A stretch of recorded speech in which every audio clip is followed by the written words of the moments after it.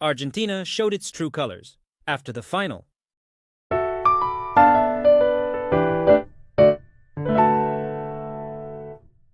Okay, we need to talk about what happened after the World Cup final, because honestly, I found that behavior absolutely disgusting. Spain had just won the World Cup after 120 exhausting minutes. Their players wanted to run toward their teammates, celebrate and enjoy one of the biggest moments of their lives. And what did Argentina do? Instead of accepting the defeat with even a little dignity, players started pushing, grabbing and turning the whole situation into a massive confrontation. The match was already over. You lost. Spain deserved to win. At that point, you shake hands, congratulate the opponent, and leave the pitch. You are allowed to be disappointed. You are allowed to cry, feel angry, and hate the result. But you do not attack the players who are simply trying to celebrate their victory. And for me, this did not look like one random emotional reaction. From a single player, it felt like the ugly conclusion to something we had seen from Argentina throughout the entire tournament, constantly playing aggressively, constantly provoking opponents, constantly surrounding and arguing with referees, and repeatedly behaving as though different rules applied to them. There is a difference between fighting for your country and completely losing control. There is a difference between passion and aggression, and there is definitely a difference between being competitive and becoming physical with your opponents. After the final whistle, Argentina had already received several cards during the final, and Enzo Fernandez was eventually sent off.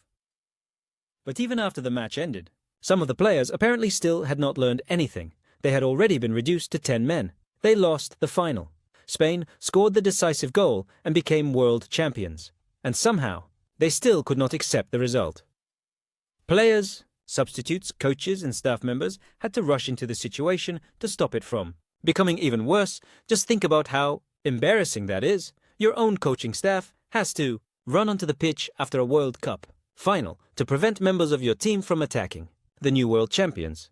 That says everything. Of course, losing a World Cup final hurts. Argentina wanted to defend its title. For some players, this may have been their final opportunity to become world champions again. Everyone was emotional, exhausted, and devastated. But that is exactly when you show what kind of character you have. Anyone can celebrate when they win. The real question is, how do you behave when you lose? Can you shake your opponent's hand? Can you admit that another team was better on the day? Can you allow them to celebrate without trying to ruin their moment? Or do you start pushing and fighting because you cannot handle the defeat? Spain gave the best possible answer on the pitch. They did not allow themselves to be completely dragged into Argentina's provocations. They stayed focused, used their advantage and scored the winning goal. While Argentina lost control, Spain kept playing football, and that is why the ending almost felt symbolic. Argentina tried to survive the tournament through physicality, pressure and constant provocation. For a long time, they were allowed to get away with far too much. In my opinion, if referees had been stricter throughout the tournament, several situations could have ended with red cards much earlier. Maybe Argentina would not even have reached the final with consistent officiating. Of course, that is an opinion and cannot be proven afterward, but everyone could see how often certain players operated right on the edge, and in the final, everything finally collapsed. Enzo was sent off. Argentina lost the title. And after the final whistle, some players completely lost control. That is why I do not see this confrontation as just one ugly incident after an emotional game. For me, it summarized their entire tournament. Constant provocation. Constant complaints. Constantly testing how much they could get away with. And then becoming physical when the opponent still managed to win. That is not fighting spirit. That is not passion.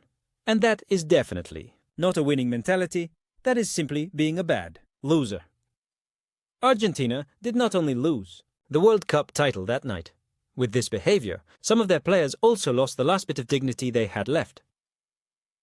Spain, on the other hand, gave the strongest response possible. They did not need to start another fight. They did not need to sink to the same level. They simply lifted the trophy. Spain deserved to become world champions, and, after everything we saw, Argentina fully deserved to lose.